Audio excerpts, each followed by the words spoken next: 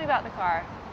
Where did you buy it? Why did you buy it? Bought it last year from RM Auctions. I've always liked old, like 70s style Rolls-Royce Corniches. This is a 1981. It was, I think it was the last one imported into America. And I was looking online. I noticed one come up to auction at RM, and I bought the car out of the auction. Wow. It was possibly an impulse buy. But it turned out to be a good one, because I really do enjoy this. It is my daily driver. I think it's perfect for Los Angeles. It is a great car for LA. And even though it's a little ostentatious, people are kind of happy to see you in it. Do you think something about vintage cars is more compelling than a new car?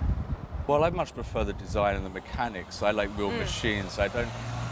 Even though I have huge respect for technology, my favorite cars are the ones that aren't computerized, where it is not necessarily by the function. I was lucky enough to drive around an F40 a few years ago, and that's a great car because there's no power assistance, there's no power brakes. It's just a real raw machine, and I think that's what I'm attracted to.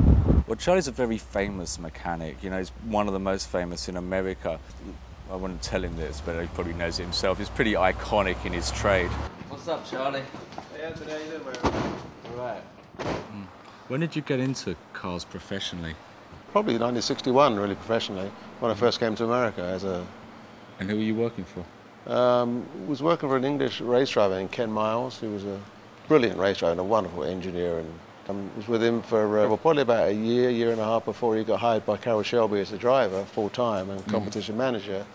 So when he went to work for Shelby, he took me with him, that was it. I mean, that started my career off. We've got a mix here of new and the old. We're one of the few shops that can do just about all models and makes of Rolls-Royce and Bentleys. Rolls-Royce and Bentley, they always, whenever they made anything, it was made proper. I mean, it was beautiful workmanship. Even on my one? Even on your one, yeah, absolutely. So Charlie, what are we sitting in?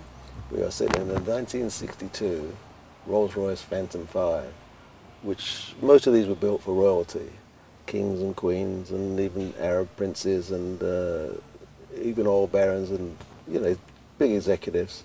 They were probably one of the most luxurious cars of the time. But as you can see, it's absolutely magnificent. It's all hand-built, all coach-built. In fact, the last one of these they built was over £1 million to build. That's how much work goes into them. Compared to a new Phantom nowadays is, I think, 350,000 or something. It's a complete car ready to go. You could barely buy the body for 350 for this anymore. It's just a magnificent car. I've always had an obsession with usually fast cars. I love Ferrari. As soon as I could afford to own the real one, it was one of the first things I bought with my money. And what model of Ferrari was it? It's a 355 Spider. And so you got this idea, you're going to use this car for a piece.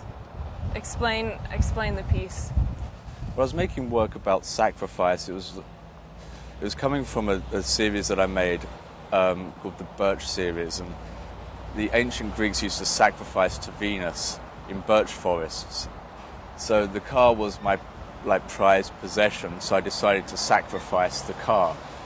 And the title of the piece, I got the car and I drove it upstate New York to Kingston, and I set the car on fire, destroyed it and sacrificed it in a birch forest, and used the charred remains to make a sculpture. And the title of the sculpture was Kalos Thanatos, which means a beautiful death, which is a kind of a concept that was first noted in the Iliad. It's what Achilles and Hector face. It's what Achilles longed for, to die in one's prime, to be resurrected and immortalized.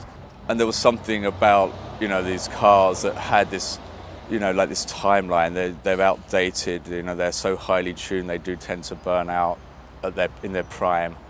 And I wanted to immortalize the car somewhat as my prized possession.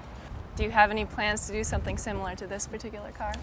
No, this car doesn't come with the same metaphor. This one's just my car.